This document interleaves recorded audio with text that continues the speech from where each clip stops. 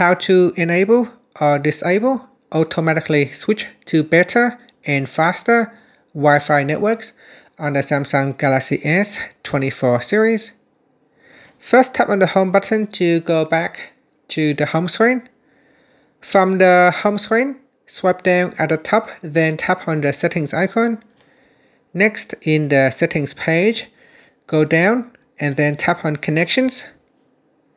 Next, tap on Wi-Fi. Then we tap on the more button at the top. From the pop-up, tap on intelligent Wi-Fi. In here, go down and tap on switch to better Wi-Fi networks. Tap on the toggle button to turn it off or switch this on. This is on by default.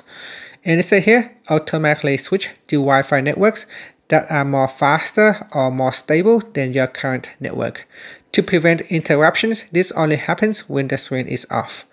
And that's it. After that, tap on the home button to go back to the home screen. Thank you for watching this video. Please like and subscribe to my channel for more videos.